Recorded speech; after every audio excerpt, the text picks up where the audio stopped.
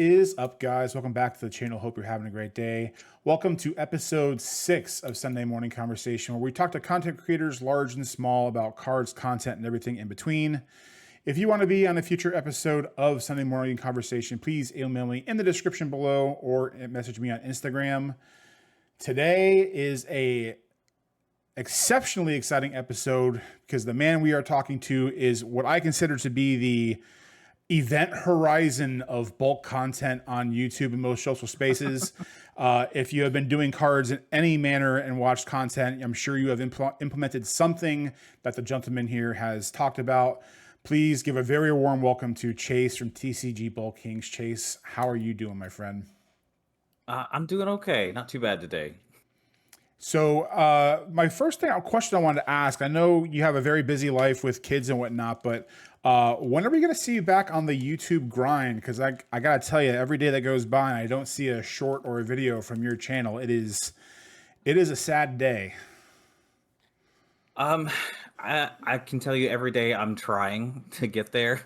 I just to be pretty honest, like I have recently been diagnosed as autistic and ADHD. Oh, And been going through a period of like medication management and figuring that out. And sometimes the executives are not all functioning the way they should. And shipping stuff that people have actually paid for is more important. And getting groceries and laundry and stuff done is more important sometimes than doing content.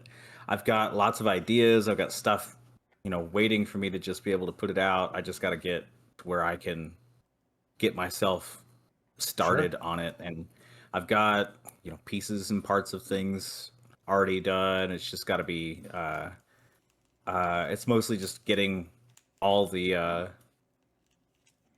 how do we want to say it? Getting all the planets aligned in just the right way. So but things are getting better. Don't worry about me. I'm doing a whole lot better than I have been. It's Good. just it's a process. So Hey, just like everything else, it's a I grind. think everyone would understand that. I'm glad to hear that you at least have some answers and maybe what you were wondering. Because even with me, sometimes, nothing that serious, but sometimes you'll wonder, like, why am I acting a certain way, or why are things happening, and not having an answer as to why those things are, and then finally having a cause and effect can Yeah. almost give you some clarity and figuring out a way to go through that. When you originally started, did you have a family and kids, or was the Yeah. beginning of TCGbulkkings a solo operation? So it's kind of a whole story, but that's fine. It starts with COVID with a lot of people, right? Right before COVID happened, I moved states to kind of be closer with some family. I had little kids, right? I was already back into card collecting and stuff. I got back into cards around 2015, around Magic Origins and Battle for Zendikar releases, right? Some friends at the job that I had at the time got me back into it. Um, but having kids and not a huge amount of income, I was pretty cheap about it. And so I started out by buying, rather than buying sealed very much at all, I bought, you know, bulk collections. And then I found out, oh, I can buy a bulk collection, and there's websites that have buy lists where you can pull the stuff out of it and send off to them, and that reduces the cost of your bulk collection. You get a pretty big chunky collection going after a while. So like I said, I was doing that before, and then we moved states. Excuse me. And I basically sold off everything I had before we moved states, except for just the decks I was playing with. I sold off all the excess, right? And ended up out in Tennessee, um, and started doing that again there. Um, and COVID was going on at this point, right? So I had a steady job, um, and I had some time outside of it. I like to be home with my kids, and they're fine with me sorting cards while they're watching, Paw Patrol or whatever. It's around the time they were what 2020, so my son would have been 5. Um, and Um, so like I remember I had bought a whole bunch, like a case's worth of booster boxes worth of bulk commons and uncommons from Throne of Eldraine and Theros Beyond Death, right?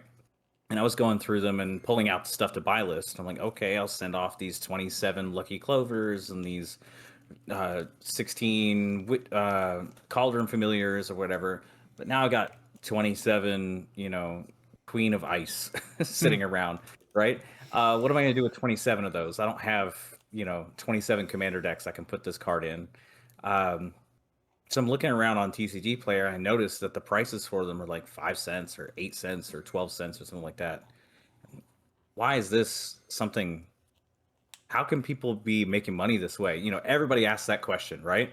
And 99% of people, I feel like, leave it there. Like, how are people making money this way? Obviously, they're not, and just walk away. And I'm like, there's multiple businesses that I see across all of TCGplayer for all these cards, listing cards at this price. They must be doing something, or they would stop being in business really quickly, right? I can figure out how to do it if they can figure out how to do it. So I started looking around for how to do it, and there was lots of articles and videos about how to buy list things or how to use things like Puka Trade and stuff like that at the time, right? But not anything about how do you make money selling cards for under a quarter.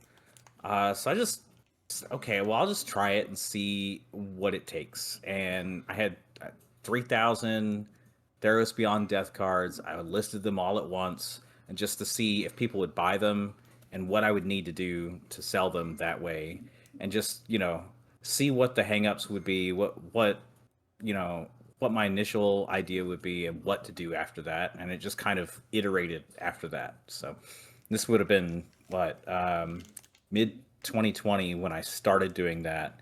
Okay. And then around the winter, my square job at the time was a receptionist at a hospital, a behavioral health hospital, and they I was, I liked that because it was a lot of clerical work, a lot of, paperwork. I love organizing stuff, obviously.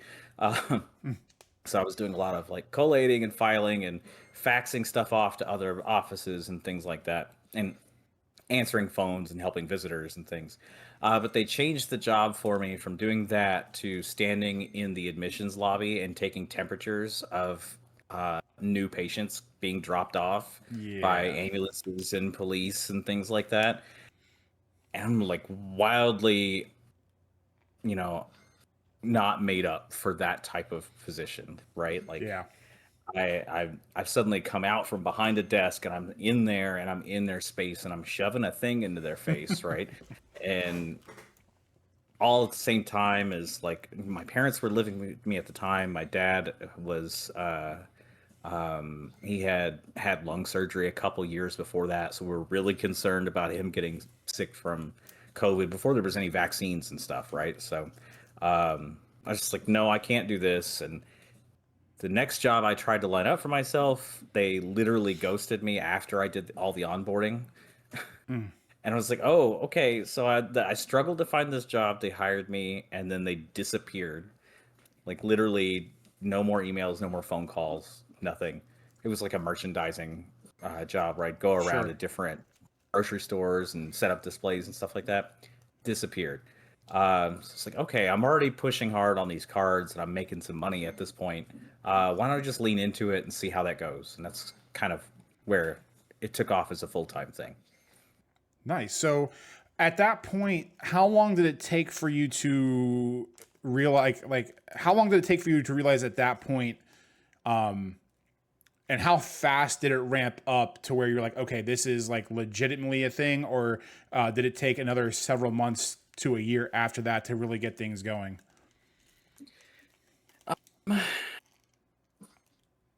So I would say even it was a few months after that before I even started making videos. Okay. So because I hadn't really thought to do that kind of thing. I was still struggling around and groping around trying to find, exactly how to do the things, right? Like, um, and so like I had to figure out the hard way, don't address envelopes by hand, right? And then what to do, how do you do that? Um, and came up with a solution. It wasn't the best solution, but it was a solution, and it worked for me for a long time. Um, but that kind of stuff, and eventually got to the point where I realized that I was able to process 30, 40, 50 orders in a day and it not be terribly taxing. And 30, 40, 50 orders a day, that's 50, 70, 120, $150 of revenue a day at Oh that yeah. time.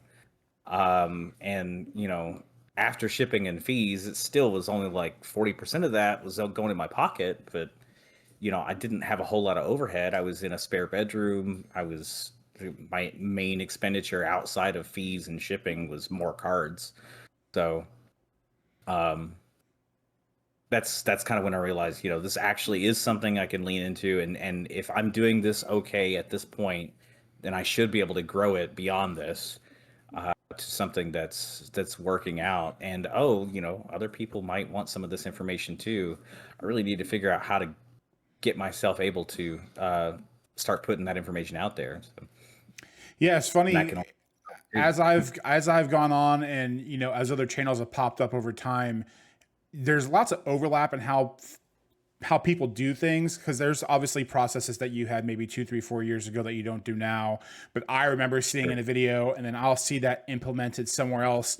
And I don't remember exactly, but I want to say around that time, you maybe had like 1,000 or 2,000 subscribers. And I only bring that up because as I keep kind of going on my journey, people will ask me like how I do things and where I've heard stuff, and or they might be uh, uneasy about making content. And you're a really good example of someone who maybe did not have the biggest channel on one of the most nichest things you could possibly have. And then you fast forward 3 or 4 years ago and your tendrils, I mean, I might be glazing you a little bit too much in this video, but you and your channel mean a lot to me. And I know there's a lot of people out there do, because your tendrils of knowledge have seeped into so many sellers and channels. And what would your opinion on content be? I know I've asked this question of a lot of people that have done this show on. Even if you're in a position like yourself where you have a job and other things that are kind of maybe holding you back a little bit, how important has content been for you, not only in helping growing your business and channel, but also personal growth? For example, I don't remember how long ago, it was 6 months, maybe a year, when you bravely got on stage and did a whole PowerPoint presentation in front of a room full of people, which I know was not easy for you, but you absolutely aced. So I was really proud that you were able to get up there and do that.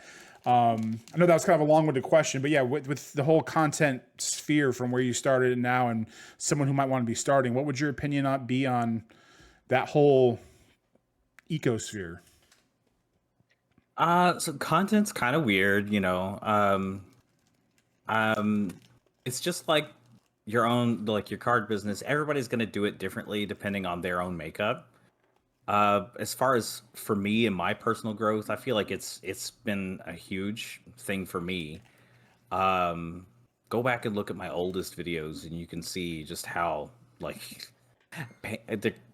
I know everybody who's made videos for more than a few years says like, look at my old videos and it's I cringe at them and stuff like that. There's definitely growth there, right? There's a whole lot of other things that a whole lot of things that I do differently now, different ways I approach things, uh, all that kind of stuff. Uh, but yeah, as far as just like I feel like sorry, there's like three questions Yeah, nested yeah. together, No, so I and they kind all of ran off a interact. little So bit. Yeah, it's not like it's poorly posed. It's just it touches on a whole lot of different things, right? sure. Like making content helps me individually to grow because I'm learning skills. I'm learning better communication. I'm getting more opportunities, like you said, to I actually Gamma at the beginning of this past March was my second Gamma to give a presentation at. Oh, So I did one the previous year as well, and I'm sure you can hear the difference in my voice between the two, right? oh yeah.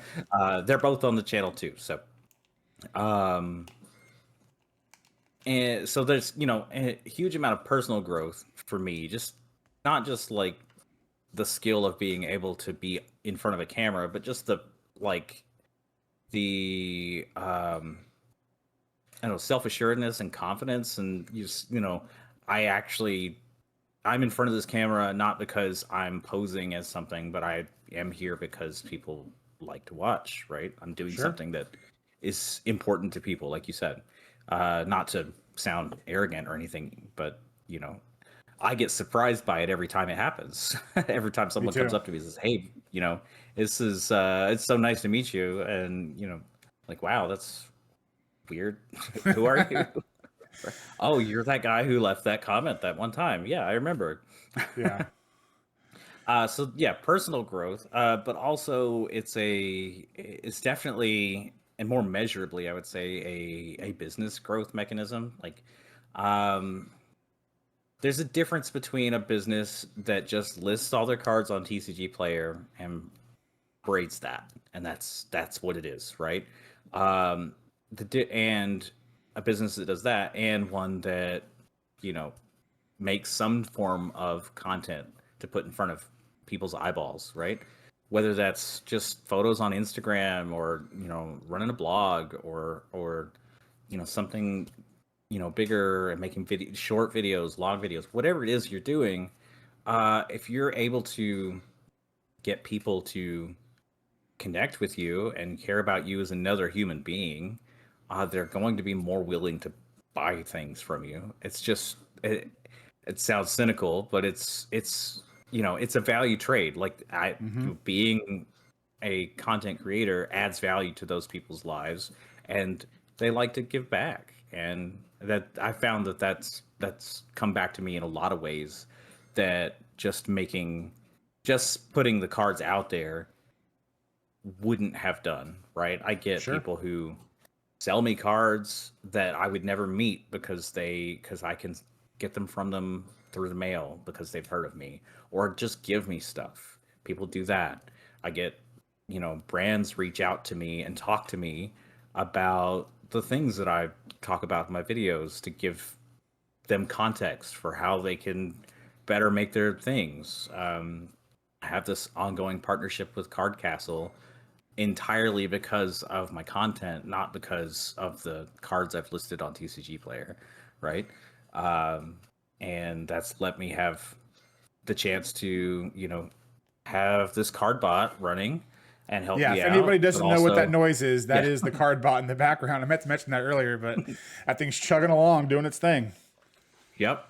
Uh, but not only that, but also to advise them on how to improve it and how to offer other products or software or things like that. That kind of stuff wouldn't come up if I was just selling cards, right? I'm not Sure. at this point. I'm not just selling cards. I'm you know s- in my own way. Hopefully not in a way that makes anybody feel like I'm better than them, but whatever. Educating people about how I sell cards and how they could do it too. So Yeah, there's that's one thing I've kind of learned in the little bit that I've done so far is, when you share how you do things, even if you go about in the most non bravado way of just saying, "Hey, here's how I do it, give it a shot," it's always going to be still met with some kind of resistance or negativity. Some people, when they reach out to me about questions, one of your older videos I always reference, and I want to get the title right. It's like how I lose money to make money selling bulk, and you're packing yeah, this giant direct order. Um, and I think you go in that video about the long tail, hmm whatever it's called, the idea, or whatever. For those who still might be a little, there's no way this can work. There's no way that this can happen. Could you maybe go over what the long tail directive is, and how inevitably, whether you do it on TCGplayer or eBay, how the numbers work out to where it is a successful thing that you can do if you do it at scale? yeah, absolutely. I love this topic actually. So that was the topic of my first Gamma talk, because it was just like, why bulk, right? Yeah. That's the big question. Why try and sell 10-cent cards or 20-cent cards or whatever, whatever level you want to put it at. Why not just only sell $100 cards, right? And I get that. I'm made up in a way that I'm not huge on trying to hunt down and compete for expensive cards that have a risk attached to them, because if I buy $100 card, tomorrow it may go down in value, and I've got to try and sell an $80 card that I bought for $75 and pay shipping and fees, and now I'm making negative $15 and used all this time, right? So like I said, I started out liking to buy bulk collections, partially because I just like going through lots of cards and finding the little nuggets inside, the little flakes of gold in the Oh bottom of the yeah. pan. Those excite me. If I go in and I buy $100 card, I know what I'm getting right there. There's no like novelty or surprise to it, right? Sure. Um, uh, so anyway, that's why I started doing it. The reason it works, like you said, is an effect that is called the long tail. And where this came from was after the .com bust, but before the real estate bust in 2008. There's a book that came out called The Long Tail, and they were analyzing the effects of the internet on selling things.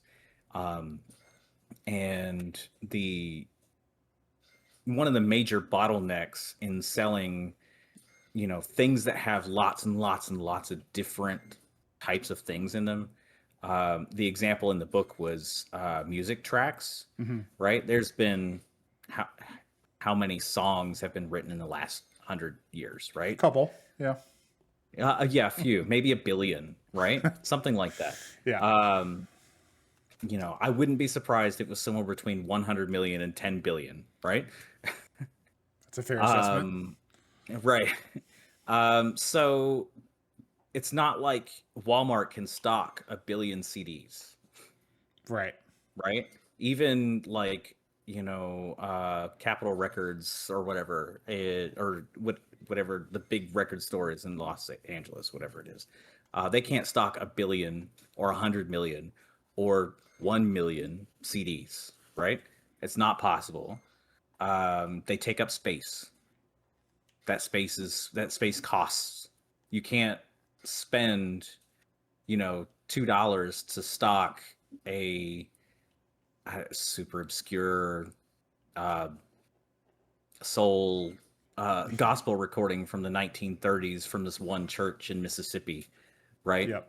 You can't spend the money to stock that on your shelf, because no one's going to walk into your store to buy that CD, right? Sure. And no one's going to discover it if you've got that many sitting there, right?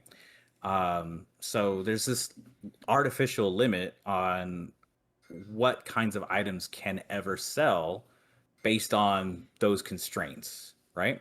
And then along comes iTunes, and iTunes has no cost in adding another track on the end of its catalog. Like, it's just another, few thousand electrons flipped up or down in their server somewhere. They've got the server already. It's not that big a deal. Anybody wants to buy it, they buy it. It's fine, right? Sure. So the demand for this book discovered that the demand for those more obscure things never goes to zero. If you draw a graph, I'll try to map it out here in picture. If you draw a graph of the most popular to the least popular items in your market, in your business or whatever, if you're selling before the internet, it goes like this. This is the most popular one. This is how many it sold. This is the second one. This is the third one. It goes like this, and then it hits zero at 10,000, because the 10,000th and first one doesn't fit in your store, and so it never sells, right? Now the curve on iTunes, it goes like this, and then it keeps going, and it keeps going, and it keeps going, and it keeps going forever. The 1 millionth track sells 50 copies a month, 50 downloads a month or whatever. The 2 millionth track sells 47 downloads a month. The demand never hits zero. It keeps Yep. going and going and going. And that is the power of being able to reach everybody who wants any of these things and make it frictionless to get it. And if your friction is you have a warehouse or a store, then that's a problem. So with cards, they take up very little space individually.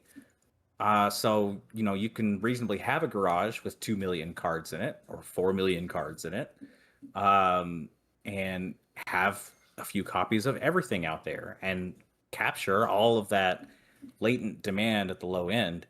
And the point of the book was really that all of that long tail demand, that space, those downloads, 50, 49, 48 of all those, out to millions and millions of items, that is a bigger pile of money than the stuff at the top, right? Mm-hmm. Now with music tracks, they're all the same price, so are relatively. So that was part of that. But even so, with cards, there's what Magic. There's a few, maybe 5,000 cards that are worth more than $5. Sure. I have no idea if that's the right number. It could be anywhere up and down from that. But there's 10 to 100 times as many different possible cards that are in that lower demand space. And if you can sell those and not lose money, then those add up to a whole lot more than the stuff at the top end. And it's just a whole different set of processes to work through. You can't use the skills you would get wheeling and dealing at the top end of the market to sell 10,000 Weedles. Right. I'd love to do it. So far, right. I would like to know what your record is. So far, my record for one single card, it was, I want to say it was, I think I said it before, it was a love disc. It was like 327 copies of that stupid heart-shaped fish Pokemon. Every single copy I had just out the door. What is your... One transaction? One transaction. And I have you to thank for that, because every time an order comes over like that, it's just absolutely... And I get it, because Psyduck was my favorite. I used to, if it was a Psyduck, I didn't care what shape it was, I'd buy it. Actually, I just did a short today. I don't know if you're going to be able to see it, but this little guy here, I got in a bulk collection, just in a bulk box. It's oh, wow. It's completely thrashed. Oh, sure. And it sold today for $93. So now, obviously, those are outliers of condition and whatnot, but and there's priorities to things, right? Like if you have 10,000 cards, you're not going to go straight for the damaged stuff or the whatever. But like when I'm sorting bulk, I'll do, like if I go through 151, for example, I'll do the hollows and reverses. Then I'll maybe pick out all the Pikachus and the more popular guys, and then as I get time, playable trainers and stuff. Yeah, exactly. So there is still a process to it. It's just it kills me with the amount of success that people have nowadays between you. I like name drop the same people in every single one of these interviews between you and Phantom, and I would throw my name in there. RNG Games, like all these people who have slowly started to either have wildly successful multi-million-dollar businesses or side gigs that are growing into something more. After that really good explanation on how the long tail works, what would you say to someone who still comes into someone's comments or channel or live stream and says, bulk is a waste of time, why would you even bother? What would be the one thing that you would say to them to try to really just change their mind and give it a shot, to have a just solid foundation to their business, knowing it's not a very glamorous thing to do? Sure. So the first thing I'd say is that it's definitely not for everyone, right? So I'm not going to be upset with them thinking that it would be a waste of their time. Sure. But we are all individuals. We are all different. We're made of different stuff. We have different preferences. There are as many ways to operate a successful business as there are operators of businesses. So every operator can find a way to operate a business for themselves. It's not one way is the only way to do a thing. And that's what I always try to say is, do what works best for your brain.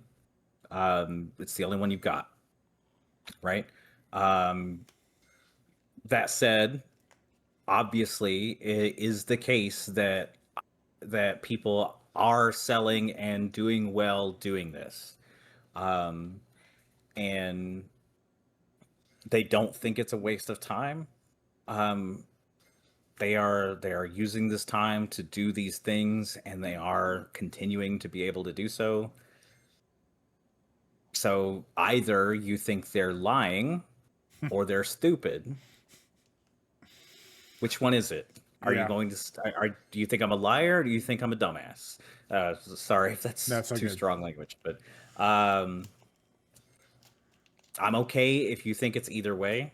I'm not talking to you, That's but it's a it's a fair point. I mean, especially in yeah. this space and with everything you do. I mean, it's it's a skill to weed out the constructive criticism and just the Hmm.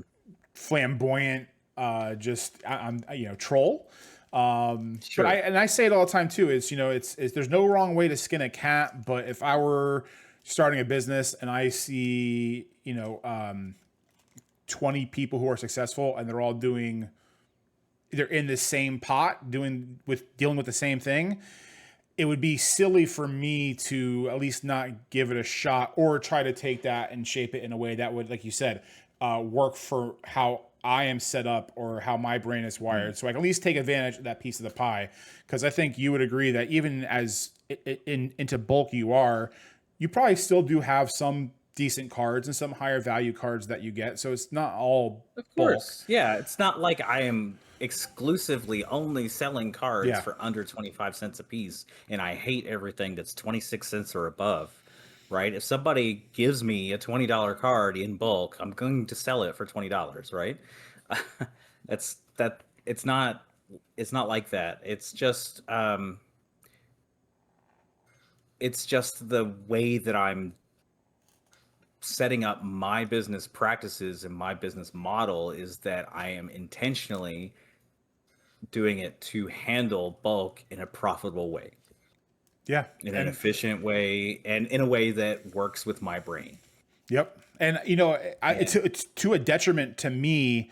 I kind of focus on a little bit too much because I'll get like you said in the beginning. I am addicted to the treasure hunt. Mega sure. Primal Groudon EX as an example.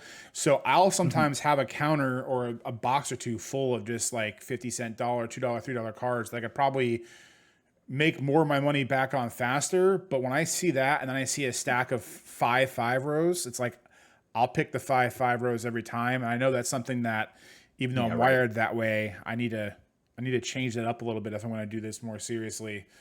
At least I would think. Yeah, I mean that again, you gotta work with your brain. You gotta Yeah, make it so that you're not gonna burn yourself out. You gotta do the things that give you joy. Um, you gotta be able to, you know, that's one of the other things that I would say has really been helpful to me is that you got to be able, if you're doing your own thing like this, to give yourself grace and not trying to force yourself to do things that you aren't able to do that day. Um, Sometimes I just wake up and I'm not capable of listing today. I can't sit there and scan all the cards through the scanner, or I can't mess with spreadsheets today. I got to find something else to do. Hopefully I can find something else to do that's productive. Maybe it's I organize the half empty bulk boxes that I haven't gone through yet.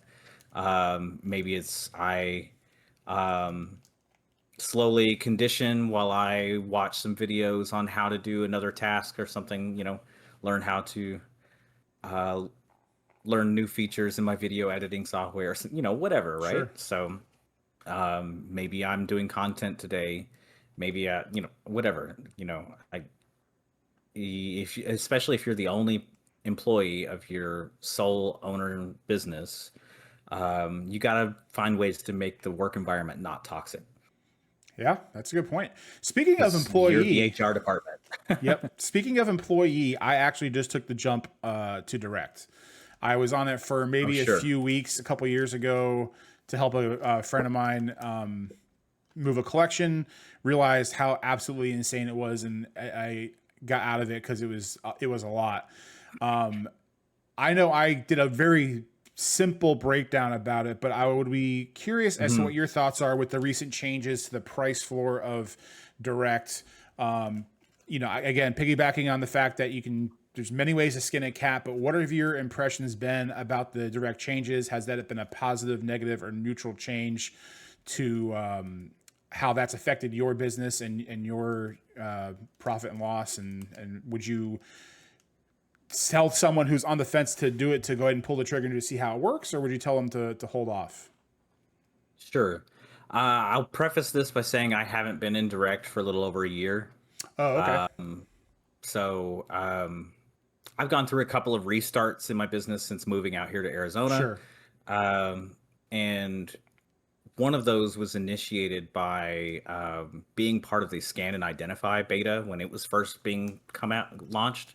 I remember And that. I in testing that, I ended up jacking up my inventory as it appeared on TCGplayer versus what I actually had. I ended up with it like triple or quadruple listing some of the stuff because I was having an issue with staged inventory as a step, right? Yeah. So the I had a couple of reimbursement invoices that were missing huge amounts of the cards. Conditioning was fine, but you know, 20% of the orders weren't there that week, right? And I emailed them about it and told them what's going on, and told them, okay, so the only way I can see to fix this is to wipe my inventory and start it over, right? So I did that, and then of course my sales dipped down because I had almost no cards listed, and so I didn't get hardly any more direct sales for another month after that, which then meant that I wasn't having the opportunity to improve my error rate, Sure. uh, because I was sending in 1,500, 2,000, 2,500 cards at a time, and now I'm sending 40, right? So the error rate on the first one vastly outweighed the fixing the error rate on the newer ones, and I eventually got automatically booted out of the system. Mm. And because I'd restarted the inventory, I didn't really have the revenue to reapply and get back into it. When I had first got into it, I was just on that 600 a week cusp, and I had, I think, 200,000 cards listed at that time. So this is back before I moved and I got into Sure. it. So um, and then in moving and rebooting it all, I didn't get back into that revenue level to get for them to let me reapply, even though I felt like I had wrongfully been pushed from the system, I'd from agree. the program. But it is what it is. I was struggling with direct at that time anyway because they were doing things like eliminating all the low end bulk stuff from their warehouse in preparation to move to Kentucky, but they Oh, didn't okay. So that was tell right around anybody that about time. that. Yeah. Yeah, so it was 6 months before they announced that publicly, but they had already been planning for it to get rid of a lot of that excess stuff, right? They ended the buy list program, the store your product stuff, and cut out all those, lower end stuff so they wouldn't have to move it, I guess, Sure. right?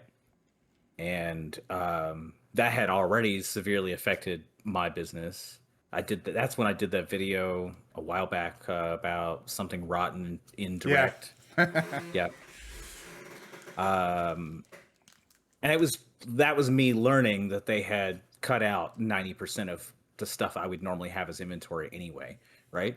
So, so I haven't been in direct for a while, but from the outside, what I can see is that direct seems to be doing better than it had been because they have started to stock more of that stuff in the warehouse now, and as far as the price thing, I really expected them not to implement it the way they did. Sure. I expected there to be something that was targeted more at buyer behavior rather than seller behavior. So I expected there to be like a minimum product total Sure. to check out in direct, right? So you got to have 40 cents. Oops, sorry, I bumped the mic. You got to It's all have right. 40 cents or more in your cart to check out for direct, right? Yeah. And still let buyers price it however they deem it to be priced in the market, right? That's what I expected. And instead, they've done this thing where they're automatically repricing your direct eligible cards to 40 cents and then letting people buy them from you without that intermediate step if and they would buy them at your regularly listed price at that point, but they got to opt into that. Sure. If they're not buying direct, then, or if they're buying direct, then they're buying it for that 40 cents if it's listed below 40 cents. And that's just a wild way to implement it, I think, but it seems to be doing okay. I've noticed that a lot of cards that are in that 10, 15, 20 cent range, the the market price for those have been creeping up because there are 40-cent sales now in a repeatable fashion for things like Blister Pod from Battle for Zendikar or something like that, right? Sure. It's like 27 cents market price, and it's not because people are buying them for 20 cents. It's because people are buying them for 12 cents or 40 cents. Um, so it's definitely seems like it's working for direct sellers and for TCGplayer, at least the way they intended it to. But I'm not sure if there's a big difference in the amount of people who are buying directs now versus who were before. Sure. I just don't have that data available. Yeah, I wish I had the more specific numbers too. I can say with the 2 or 3 RIs I've done, I feel it's almost like an equalizer from how it was before, because obviously you still have for those who may not know, anything under $3 they take half of, which seems like a very large fee, and it is, but when you're factoring in, you're not taking the time to pack it, the shipping, the stamp, all that stuff, like, it makes sense. Right. The fee And covers like yeah, it's a 40-cent card, you're paying 20 cents in fees, but you're not having to ship it. You're not having to do the work to individually ship that card out, and you're not paying for the shipping of yep, that card, right? So a lot of people miss that step. They're like, oh, 50% fees, that's ridiculous. It should be 12% like eBay. But it eBay's not really 12% if you're factoring in the cost of the envelope to ship it, the cost of the shipment itself, that kind of stuff. So yeah. The other so like, and that's what it's for. So like when I did I think my first invoice, my fees were like 40% total, because I had some higher end stuff still, but the 20-cent floor is almost like them just giving you free money, so that way even if you have a 45% fee rate, like, that's money that you just would have never had to begin with. And so even though it's a high fee percentage, it's not really as bad. And even though you have these cards that might be $2 or $3 and you're paying $1.50 in fees on, the amount of these lower cards that were a penny or two that you're now getting 20 cents for, it kind of just, right. just kind of makes it a little easier. It's kind of making me more excited for doing some more mass box openings here coming hopefully soon, which actually brings me to my next point with the card bot, and it's soon to be brother or sister in the Roka Sifter.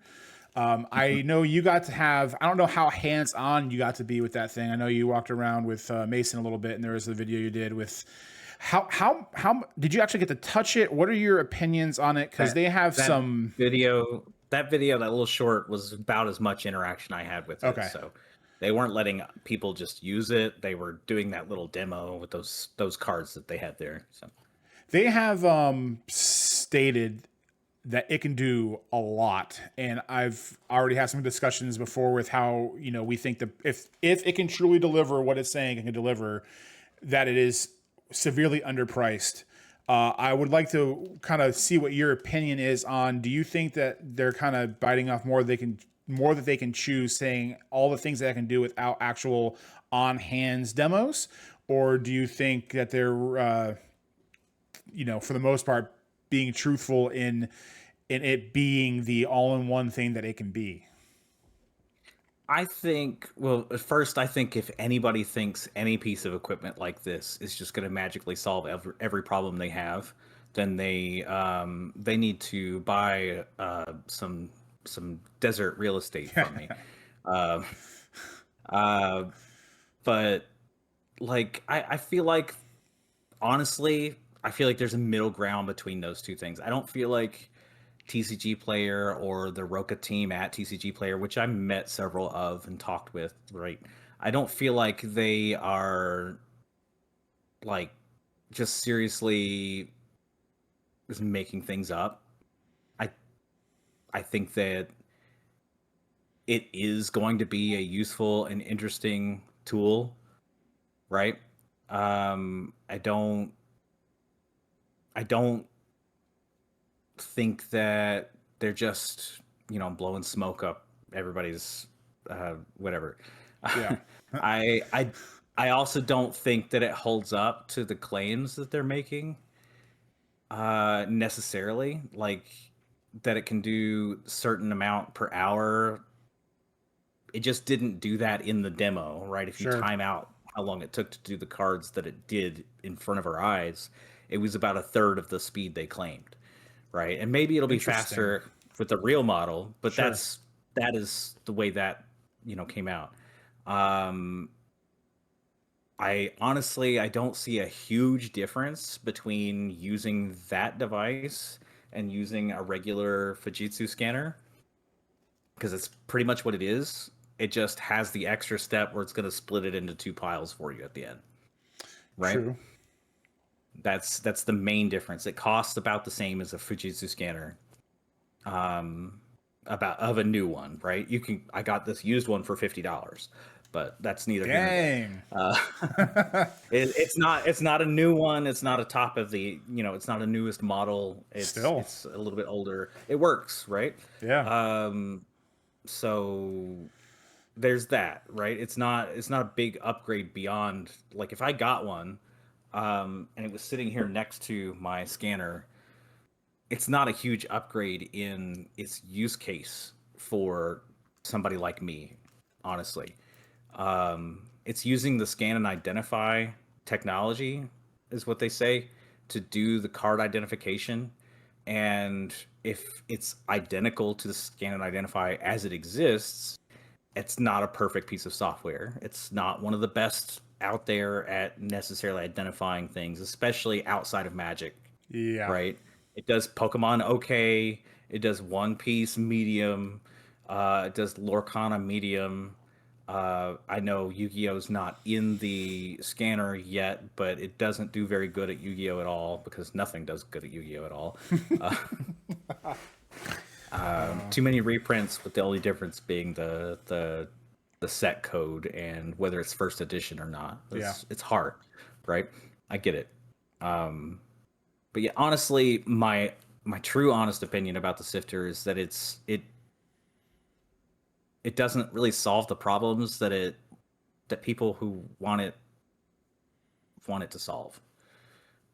And there are other things out there that already do solve those problems that may be easier to get, maybe cheaper, maybe slightly different in function, but they're there. And I know it's big TCG branded piece of equipment, Yeah. right? But there's definitely a lot to be said for that. But I'm just not sure how I'm going to use it differently from how I'm using the stuff I already have, Sure. right? I think I've said it before, but I plan on using it just as an extra arm because as Hmm. someone who lists everything, I'm not sifting anything. I'm setting that for price 1 cent. Just list the cards I put in Sure. there. Thank you very much. And I feel like I would agree with a lot of what you said, and that it obviously without having my hands on it and knowing how it works fully, it's going to be hard to say so. But I feel like in the cockles of my heart that it's going to be way more beneficial for folks like us who are really not sifting too much. And it's going to Mhm. be, not to say it's not going to help people who aren't doing the big bulk game, but I feel like it's going to be more beneficial for bulk people who are just literally trying to get as many cards out there as possible versus the sifting side, especially if what you say ends up being true, in that the speed isn't there. Because if there's one thing I've The learned is speed's here or speed's there. everything. If it does what it's supposed to do, honestly, 600 cards an hour is still really good. Oh yeah, Even if it doesn't do 1,800 cards an hour or 1,500 cards an hour, it's still really good to do 600 cards an hour. That's fine. I can fire it and forget it. It's still a useful, absolutely very useful thing to do. sure. I just feel like it's set up in a weird way, and I'm not sold on how the software that they use with it is going to work with it, because I don't really like using the scan and identify software as it sits now, Yeah, um, for a number of reasons, but a lot of it is just the user interface is not as easy or as minimally labor intensive as it needs to be for me to really be on board with it yeah. compared to other options. And um like again, also the capacity is kind of small. Like you can put 400 cards in it at a time. You can't put 600 or 800 or 1200 in at a time, so you're not going to like sit there and do 600 cards and let it go for an hour. You're Yeah. gonna have to keep putting cards in the back. The trays on the front only hold 250 cards, so you're gonna have to be emptying those out and pausing to do that as well. It seems like it's not taking away a lot of the labor. It's just changing what the labor looks like, I, right? I would agree with that 100%. Yeah. 100%. Because even I know they haven't said anything. I really hope that when they do release this thing, there is some kind of update. Because with all these different, especially eBay selling tools, these AI tools, where it's very, I Hmm. mean, oh, wrong card, bloop, right card. Like it's so seamless and Right. easy. And even in the last, I don't even know if it's considered an update, but they did on Scan and Identify, they did start that a little bit where instead of having to manually type for things, you can press a button to say search for alternatives, but half the time that search doesn't bring anything up. And if it does, it Or brings it up one brings up singular one card. thing and it's not related to it, or it's Yeah. just the wrong set and there's 10 different versions of it that it should have pulled up. And then when it does, they're not listed in any kind of reasonable order, like alphabetical by set or something like that, right? Like if Yeah. I'm looking for the exact right charcoal, I need to be able to go and find it and not have to look at every single one of these listings to see if it's the right charcoal.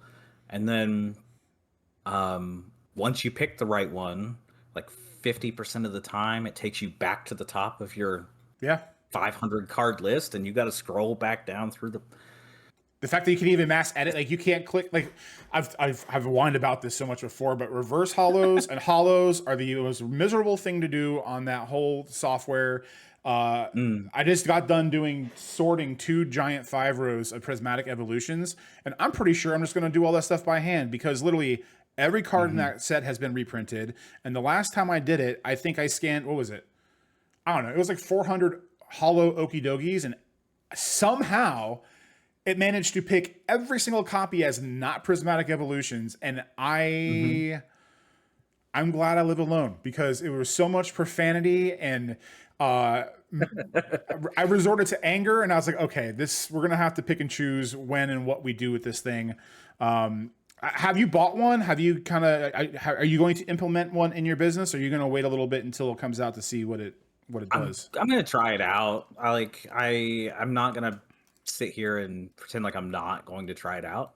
I want to. Yeah, I don't want to judge it too harshly without Sure. actually putting hands on it, putting cards through it, and all that. I'm just not buying into hype either, right? So Yeah. I feel like it's another tool. I'm not 100% sold on the implementation of that tool or the software that's going to run it. So I do like that it's going to detect foils. Yeah. I don't know exactly how super useful that is. my eyes detect foils pretty good too. Um, That's pretty I funny. don't really need to have a machine pick out foils for me unless it's digitizing them directly, and then I'm back to the digitization being, Yeah. not perfect, right? So am I going to trust it to pick out the right foil if it detects that it's a foil, or is it going to pick out that same pre-release promo that was in Chilling Rain or something every time because that has the pattern that it's seeing on the card, right? Yeah. You know what's funny is when you said that, I just had this revelation where I feel like um, it's like a big choose your adventure story, and every single Right. path leads to the same two rooms that are both bad. Well, not Right. bad, but it's like Yeah. neither of them are ideal. And it's like instead of doing, hey, I love the sifter, I love all the stuff you're doing. Could we maybe address these two rooms that are like literally not a 100% win for anybody, and then do the other stuff? And I'm sure there's things on the back end that maybe we don't know about that it might be harder. And I know the website itself is old and their infrastructure is probably not, the best, but I don't know, Not man. like they I don't feel have like, money to pay people to yeah. go and fix it, right? So it's Would they just harder, but extra is it half harder than percent they raised developing a everything recently? whole Yeah, scanner? ridiculous. So I don't want to put you too much on the spot, but what is in store for Bulk Kings for the rest of the year? I know you said you had your newfound revelations of things, and you're trying to make some rooms and improvements. But as far as Yeah. maybe getting back on direct or this that, what is your itinerary for the rest of the year on what we can expect to see from you? Yeah, so short term, like I said, I've rebooted a couple of times. I rebooted last October because I've switched over to a full Chaos Warehouse implementation of my Mm, inventory management. And I've been hyping it for a while. It's part of why I haven't made much content, is because that is the content I want to make. sure. Um, but I want to make sure that the system I've made is right enough to like put in other Yeah. people's hands, right? There's a big difference between me just doing something myself and knowing I know how to do this, so I'm going to keep doing it. And that's my tool set versus putting it in someone else's hands and saying, "Here, go and do this thing. It's awesome." And you're like, "I don't know what this is," right? Yeah. Like I don't have your brain, right? Same kind of thing. Perspective is 100% the most important philosophical concept, I think, about really for everything, right? If you Sure. can, so I'm working hard to try and make sure that that tool is set up in a way that other people can use it, so I can make content about it and put it in other people's hands. Um, so I'm working on that. That should be what's coming out pretty soon. Nice. Personally. I've also, speaking again of Card Castle, they have asked me to host a podcast of my own. So I'm going to be doing that through their social media, All right. uh, and where it's going to be me interviewing LGS owners, LGS, business owners, operators, things like that, trying to discuss and figure out differences between running an online business like you and I do Sure. and running a full on brick and mortar LGS out in the community where people can just walk up and buy your cards, right? Uh, That sounds. I uh, I already can't wait for that. Is that already like yeah, that's a done deal? It's happening. It's just a matter of it's semantics. in the works. I've recorded one successfully already. There's been some work on my end to get my setup working so that the recording actually records the other person as well. It's been a learning curve, one of those things that I learn about while I'm sorting and stuff. Um, but I'm getting it handled. I've got one successfully recorded, just got to cut it down a little bit, and should be coming out sometime before too long, a couple of weeks from the recording of this one, hopefully, for the first episode. Will that be So on there's your YouTube that. channel, or will that be on their site and your YouTube channel?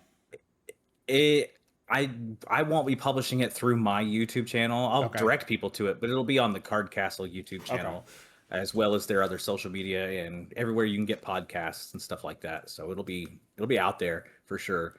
Um, and so that's that. And then just growing growing and growing and working on adding more cards. So You can never have too many. yeah. Before we end, did you have any subjects that we didn't talk about that you wanted to, or have any general questions about anything at large, or were Well, you pretty set? I mean, I guess I got a couple things I can ask you about. You're a much bigger, currently much bigger TCG player seller than I am, right? Mm-hmm. As far as like size of inventory and just how long you've been in there. Um, do you notice, like I do, that not only is just having more cards listed mean more cards sell, but also like there's like a synergistic type thing where you add in another card and that makes all the other cards you've listed more likely to sell because that one will catch, someone's attention and Yes. they need these three other cards as well, right? That's another reason why at least for me, why the bulk in makes sense because Yeah. spreading out that inventory wide tends to get more people buying All the even the time. stuff that wouldn't have sold. Yeah. All the time, especially I've been trying to get more and more into Magic and stuff, but Pokemon's been Sure. my thing. And I mean, master set orders are always like they're PIAs some nights because I don't want to do them, but I actually just got one yesterday. I Right. got to work on after this. It's like 380 cards, and it's pretty much little pieces from every Scarlet and Violet set out there. And Hmm. it's one of those things you sign up for when you get to this aspect of the bulk business. But it's like when you're talking about your singles and stuff before, there's no other profit margin out there like bulk. I mean, when I did the math, I Exactly think of right. those Yeah. 357 cards, I think my total cost on that was around $5 or $6, and it ended up being like a $52 order after fees and shipping. Hmm. So, it might take 30 or 45 minutes, but still that's, what a doctor makes an hour is 45, Right. $40 an hour. But yeah, so when it comes to your more popular Pokemon, a lot of those things like the trainers that you mentioned, it's just like when you have $100 card and then someone comes into your store to buy that and then they buy like some of the $5 or $10 cards. Same thing goes with bulk. They'll come in there and buy that cool Hmm. looking $1.50 reverse hollow, and then they'll see, oh, he's got 180,000 cards listed. Oh, he's Right. got okay, and the next thing you know, the cart goes from one card to two card to 50 cards to 100 cards. So yes, I think there is a correlation, and a question that I get asked a lot, which is at what inventory level does it like start to happen? And there really is no arbitrary number. It's just the more you list, Yeah. the higher the likelihood of those things happening, and you just gotta kind of be in there It's in it to win it, in it to win it. Yeah, it's definitely a non-linear effect, right? Yep. Because every one you add adds a little bit to each one you've added before. So adding 100,000 is going to Yep. add a whole lot more to those each ones before, right? Definitely see that.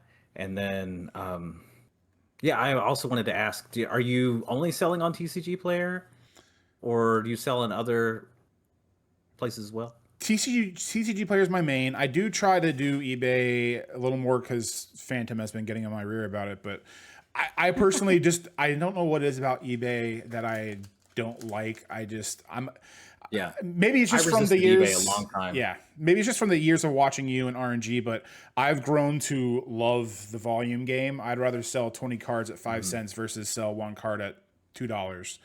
And especially for what I'm trying to build is I do you know what Burbank Sports is? I sure do. I Yeah. want that. I want my own store, and Uh huh. I want to have, I mean, you want some 1970s garbage pail kid that's in like mild play condition. I got it. You want Hmm. 300 Zweilises. I got it. Like, I want to be that guy. Yeah. And just seeing your success and 1991 yeah, tracks, Richard Petty. exactly. Seeing when you were at your, I don't want to say your prime because that sounds bad, but when you before we had to blow your store up and you had, where was it, Tennessee or somewhere when you had that like Yeah, I was giant in like Middle Tennessee. I had a warehouse. kind of a warehouse thing. It was like a 15 by 15 foot Yeah, square. It was in an old Coke bottling plant. that this guy who looked like he walked off the set of MASH had bought when he got out of the army, and just turned it into a place for him to live first, and then he turned it into a bunch of retail spaces. Nice. So there's a whole bunch of like hairdressers and stuff downstairs, and a like an oxygen bar or something like that. It was weird for a little city that I was in. But upstairs there was this one room. It was just a single room. Oh, there's a radio station upstairs, and I was in the room adjacent to the radio station. Oh, that's awesome. And it was one huge square room, entirely carpeted, but brick walls, and just lots of room to spread out. And that was really cool. So yeah, seeing your old setups and how big it can get, and I still remember like the just giant stacks of cards you have. It's just knowing that you can be at that scale, still succeed, and it's almost like a single player sport where your success is directly correlated to how hard and you want to go. That's my goal. So TCGplayer right now just fits that model more because of how many the sheer amount of low value cards. Yeah, people will buy them on eBay, but like how many people would want to spend $1.99 on a Caterpie? Like not many. So more than you think, honestly. I do hybrids, so I do both. And stuff like I don't list every card on eBay. I'm a little choosier with it, but I do list all older reverse hollows on eBay because people will buy them for $3, right? Yeah, it's crazy. And I might only get 24 cents for it on TCGplayer, right? So especially those more popular sets like 151. Sure. People will pay up for those, that kind of thing. So I do both, and then a lot of stuff I'd sell isn't available on TCGplayer, like 90s racing cards or basketball or baseball or whatever. So if it's on a piece of cardboard, I want to be in it, right? Just like you said. Yeah. So I got to have a place to sell that stuff. So I had to learn eBay to do that. So well, I think so I mean, it's just like you were saying in the beginning, it's right now my brain's wired for TCGplayer, but I am not. Oh, for sure. Yeah. I am not preaching. Yeah, absolutely. Yeah, no, I didn't mean it like that, but I'm just not. eBay, I think I've got to try to set it up with one listing a day scheduled, just so I'm doing something, and then eventually when I have more time, or I get to take that jump down from 40 hours to 35 hours at work and start kind of making that transition, then I can do it more and more. But Chase, man, I can't thank you enough again for stopping by and talking. It's something I've looking forward to for quite a while. Let the folks know where to find you and all your content, and where you can buy your cards. I'll have all the links in the description of the video as well. But before we go, if you want to share that'd be great. Yeah, I've got, TCGbulkkings.com is my website. It's got links to all the stuff from there. So if that's the easiest place to go. But if you just want to go look at my YouTube videos, it's TCG Bulk Kings on YouTube. I've got a TCGplayer store, an eBay store. I do sell things directly through the website as well. If you want to buy from me there, it helps me out with the fees. So it's really cool if you do that. But yeah. That's pretty much it. Sweet. Yeah, so we'll have that all linked, and I'll have to get the Card Castle link from you too, because I definitely want to make sure people are able to see the first episode of that podcast, because I know, was it Card Castle or Card Kingdom? Did I say the Card Castle is the company. Okay. My body's already ready for that. So, but yeah, guys, thank you very much for hanging out and chatting with us and hanging out, and we'll see you in the next episode. Have a good one. Bye. Awesome. Thank you so much for having me.